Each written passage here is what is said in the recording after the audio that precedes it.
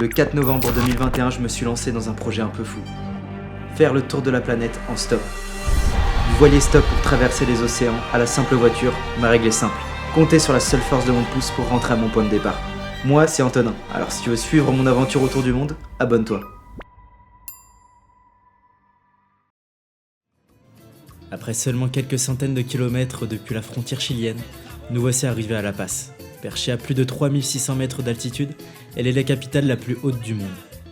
Elle est entourée au loin de plusieurs pics de plus de 6000 mètres, dont le majestueux Huayna Potosí, que je rêve de gravir pour ma première expérience d'alpinisme. Avec ses plus de 800 000 habitants, elle est un mélange fascinant de traditions anciennes et de modernité chaotique. Les habitants ici sont en majorité d'origine Aymara. Ils apportent à La Paz une riche culture indigène qui se reflète dans leur mode de vie, leurs vêtements et même leurs fêtes.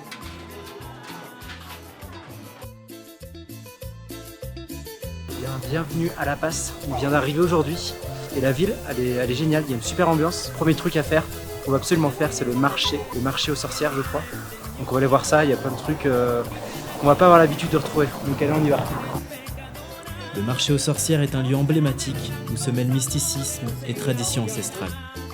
Situé dans le quartier de la vieille ville, ce marché est tenu par des yatiris, les guérisseurs et les sorciers Aymaras. Il y a absolument tout dans cette boutique. Si vous voulez devenir riche, vous avez des petits cocktails qui vont vous faire devenir riche. Si vous avez un problème de taille, vous avez des bougies pour cela. Et on voit un petit peu des lamas qui sont pendus au plafond là, on voit bien. Regardez. Donc ils sont habillés comme ça. Bon bah c'est un peu glauque de voir des cadavres de lamas. Et souvent ils en enterrent sous leur maison. C'est signe de prospérité, voilà, il faut en enterrer un sous sa maison. Pour l'argent, trouver l'amour, ça. C'est pas pour faire un voyage. Ça. C'est bien ça pour faire un petit voyage. Ouais, on va prendre ça. Mais je trouve que c'est quand même hyper intéressant au niveau culturel. Il y a quand même beaucoup de superstitions et de croyances en Bolivie. Donc le premier que je vais prendre, c'est un aja mojer. Ça permet d'attraper n'importe quelle femme en moins de 24 heures. Très pratique au cas où. Désolé Manuel. C'est poudre d'or. Donc je vais vous dire un petit peu l'effet. C'est uniquement pour l'abondance, de l'argent. Puis voilà, il y a marqué à la fin pluie d'or. Donc je risque d'avoir une pluie d'or. J'espère que ça va pas me faire mal. Donc moi j'ai pris la poudre de la domination sur les hommes, voilà, parce que je pense que c'est nécessaire. Pour dominer l'être aimé, à utiliser tous les jours dans la main pour pouvoir piétiner l'homme et le tenir bien voilà, accroché. Le marché est un lieu où les Boliviens viennent chercher des conseils pour résoudre des problèmes personnels, attirer la chance ou éloigner les mauvais esprits. Ils incarnent le lien fort entre les croyances indigènes et le quotidien des habitants.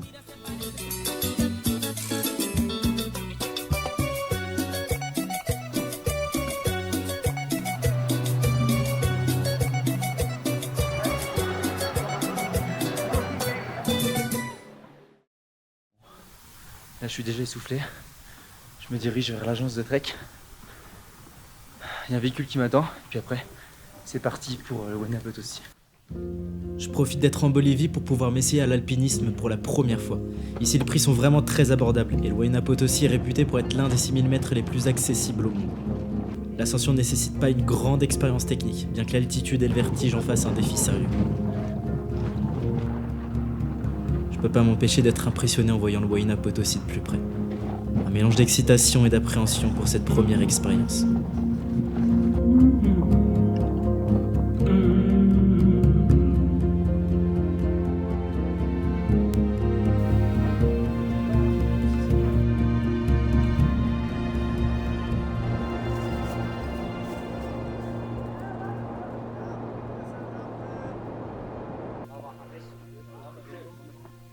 Aujourd'hui, l'idée, c'est vraiment de se préparer à l'ascension de demain et d'apprendre à utiliser le matériel. Faire ses nœuds, marcher avec les crampons, etc.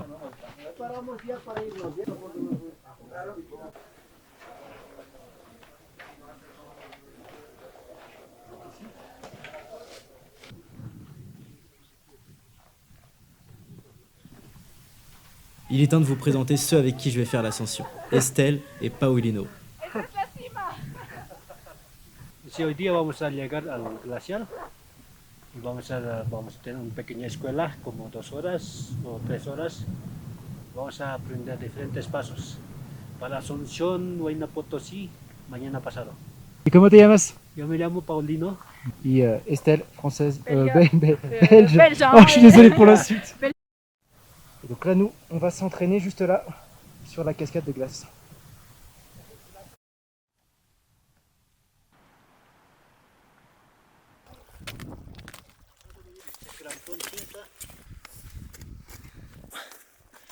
Maintenant, je passe en mode GoPro.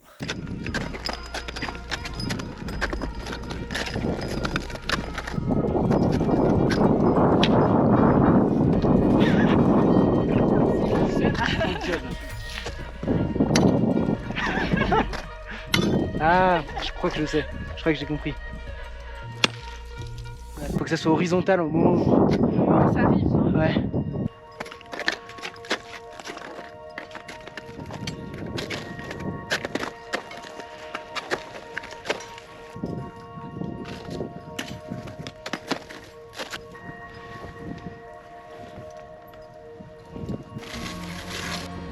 L'objectif c'est de monter la paroi, ce qui semble pas évident.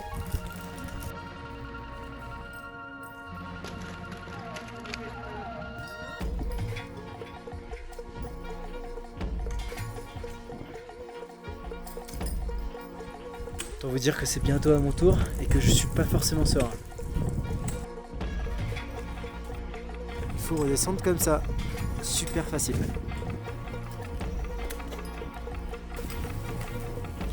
Évidemment, je galère de fou. Je me rends compte que c'est super physique, surtout à 5000 mètres d'altitude.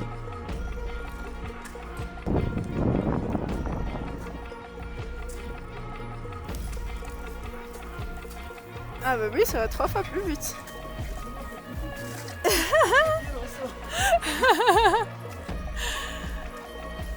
Yeah. On vient de rentrer au camp de base. La journée quand même, c'était juste une petite journée d'entraînement, mais c'était quand même bien fatigant. Petit mal de tête sûrement dû à un début de petit mal de montagne, mais assez léger. Que je prends un petit peu d'aspirine tout à l'heure, je pense que ça ira mieux. Ce qu'il me faut, c'est un maté de coca et de l'aspirine. Très efficace, très classique.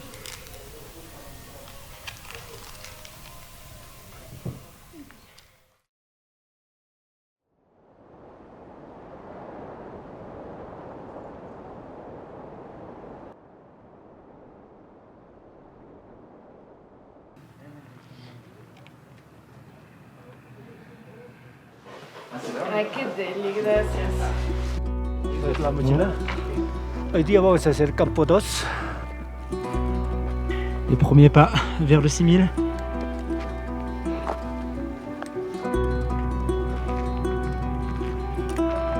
Pour les Boliviens, le Huayna Potosí a une grande importance spirituelle et symbolique. Il est considéré comme une montagne sacrée par les peuples autochtones, qui voient la demeure des esprits de la nature et un lien entre le monde des hommes et des dieux. Ce mélange de défis physiques et de mysticisme en fait un sommet inoubliable pour tous.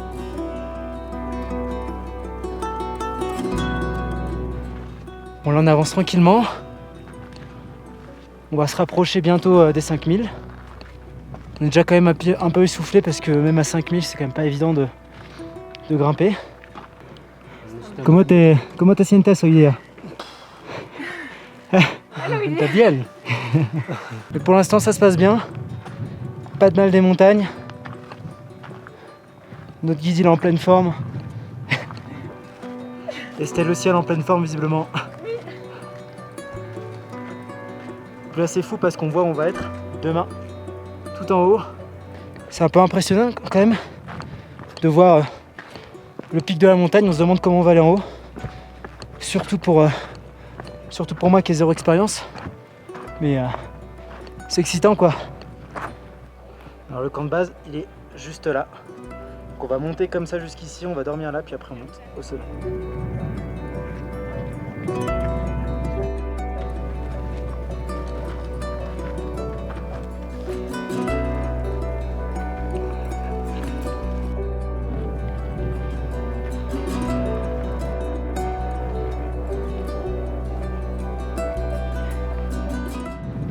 Comme vous pouvez le voir à ma joue, j'ai une petite boule qui est plein de petites feuilles de coca. Et donc qui sont mis en boule là. Et la salive petit à petit elle va aller dans cette boule avec toutes les feuilles. Et puis tous les nutriments de la feuille je vais les avoir. Et ça permet de beaucoup mieux résister à l'altitude, à la faim, à la fatigue, tout ce que vous voulez. Donc c'est vraiment le classique ici. Bon, alors ça c'est plus proche de feuilles de coca. Et donc, vous le calez dans la joue comme ça. Et là vous avez un petit peu de menthe. La menta pequeñito. Et donc vous prenez ça, ça va donner un petit goût de menthe, un petit goût sucré plus sympa parce que les feuilles de coca c'est quand même assez amer. Là je suis au top là. Siempre tomas coca para... Siempre este coca ayuda mucho para la energía. Cuando tienes sueño, no te deja dormir. Tu peux sortir aussi ma banane? Ouais, vous payez aussi. Oh, muchos chocolates. Aquí está. Ah, boludo, sí.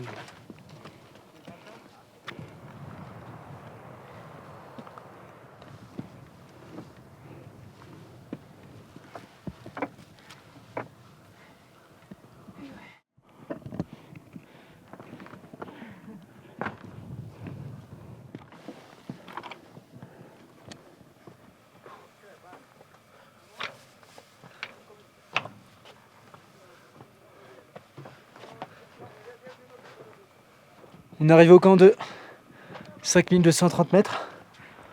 Je vais vous faire visiter. À peine arrivé, on a le petit thé pour nous remettre d'aplomb. Et donc on a tous les petits lits. Deuxième petit dortoir ici, où ils stockent un peu tout leur matos. Et le meilleur évidemment c'est la vue.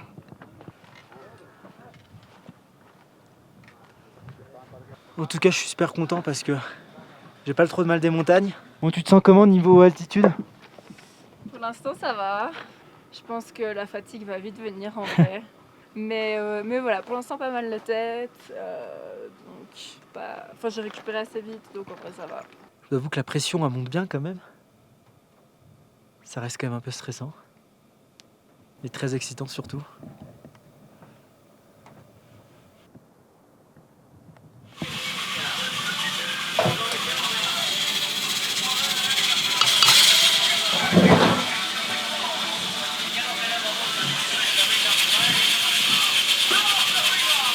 Vous pouvez voir la préparation du petit repas qu'on va avoir. On va manger à 17 h. On va manger vraiment bientôt pour pouvoir se coucher au plus tôt. Gracias.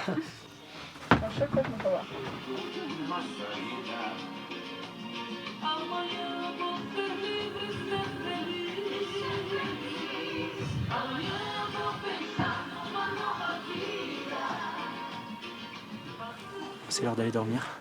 17h45. Réveil du coup à 23h30. On prend vite fait un petit déjeuner très rapide, de l'eau chaude et puis on part. Donc l'ascension va être quasiment complètement que de nuit, donc je vais pas non plus pouvoir vous filmer grand chose. Puis là il faut réussir à s'endormir aussi avec l'excitation de l'ascension du lendemain. À demain. À demain.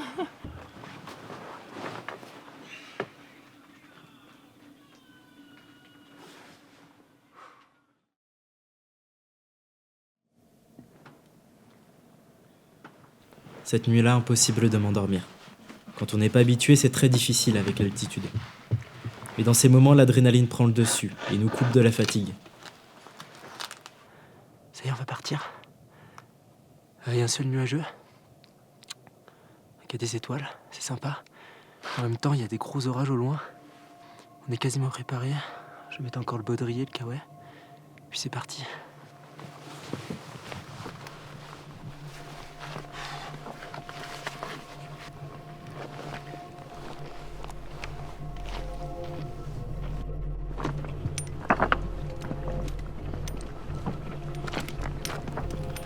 Après 40 minutes dans un pierrier, on rejoint les premières glaces éternelles sur lesquelles on va s'équiper pour l'ascension.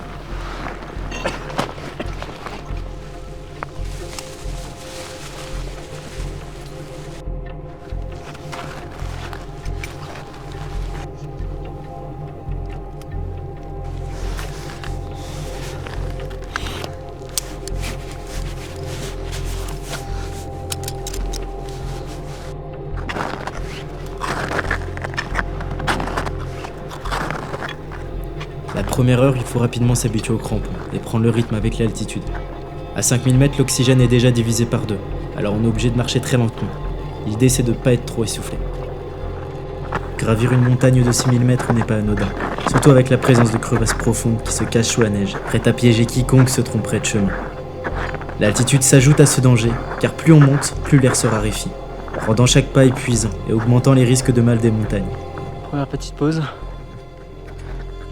Ça fait du bien, ça grimpe sec. ¿Cómo estás? Tonton. Bien.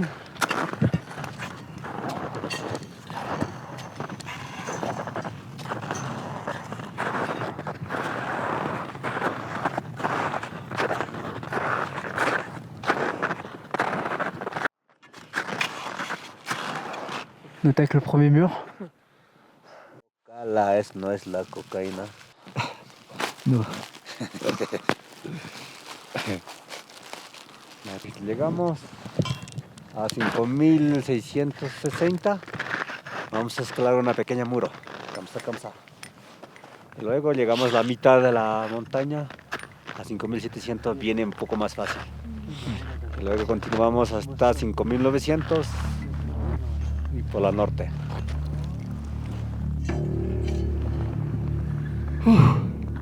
Qué bonito.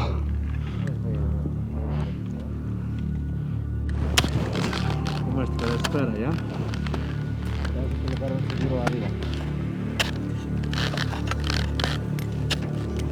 Entonces, espero aquí. Vale.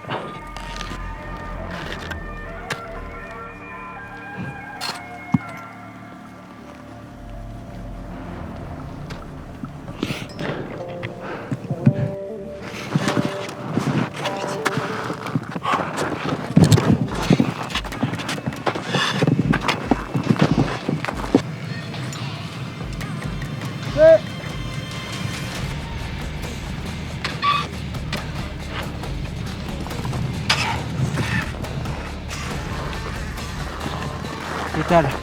Muy bien. Sí.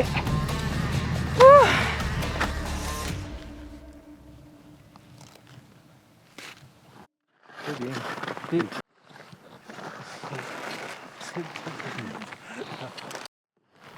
Deuxième ration de coca pour essayer de retirer le mal d'altitude. Rapidement, le mal des montagnes me rappelle à l'ordre. Je commence à me sentir pas très bien. J'ai la nausée, plus d'énergie, je m'essouffle à chaque pas. À ce moment, j'ai pris un comprimé d'acétazolamide qui permet de soulager les symptômes temporairement. Et surtout, je prends un maximum de feuilles de coca directement dans la bouche ou en thé pour couper la fatigue. On voit à droite, c'est compris la voie nord, qui est beaucoup plus complexe technique. À gauche, c'est la voie sud, la voie normale. On a 5900. Il reste un petit peu plus de 200 mètres avant l'arrivée. Mais là, avec Estelle, on commence à être bien attaqué. La petite nausée, tout ce qu'il faut. Hein. Pas le mal de tête, étonnamment. Mais la nausée, elle est bien présente. Tengo. Ah, salut. Et donc, bon, on sait qu'on va le faire parce que là, on arrive quasiment à la fin. Mais il reste un dernier mur assez sportif. Donc là, ça va être chaud. Mentalement, là, ça commence à être dur. Mais bon.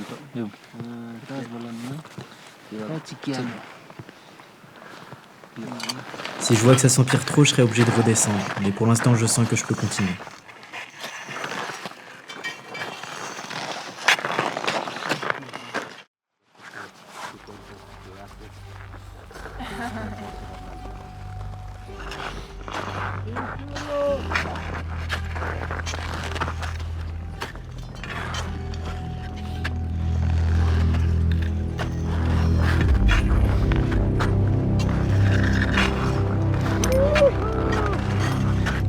¿Qué tal? Todo bien, todo Bien, bien. Antonio. Todo bien, Antonio. Tout bien.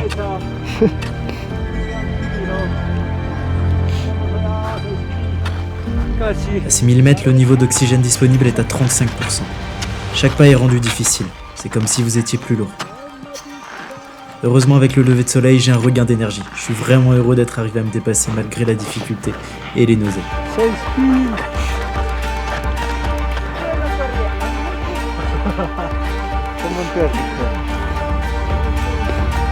Donc là, on va continuer sur la crête jusqu'au sommet. 6000. 6000.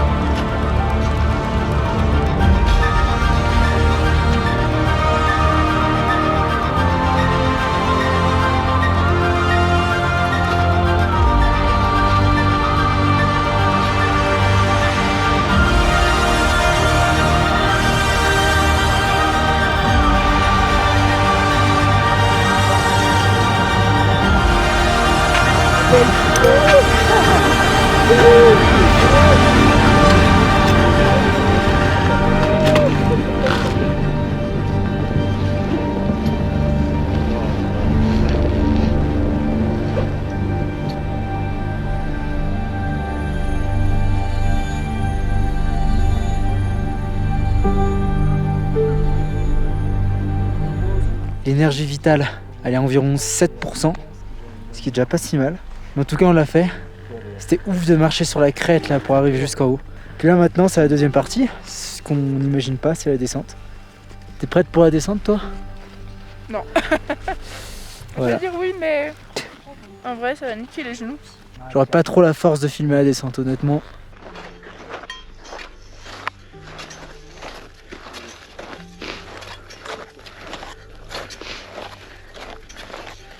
Après toute cette ascension, j'aurais plus la moindre énergie pour filmer quoi que ce soit.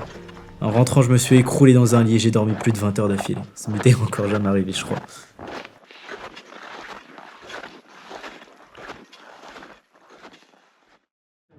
Porque le he dicho, vas dejar el golf, le he dicho. Mais moi, j'habite là tous les jours, je le fais. Hein? J'habite exprès en haut. C'est Péroville. Bon bah voilà, on aura bien visité la passe. Et donc demain matin, c'est reparti pour le stop et on va direction le lac Titicaca. On va aller direct du côté péruvien à Puno. Et depuis Puno, on va prendre un petit bateau pour aller sur les petites îles péruviennes. Et ça va être super sympa. Donc demain, on a à peu près 5 heures de route, ça va aller assez vite. On se retrouve demain.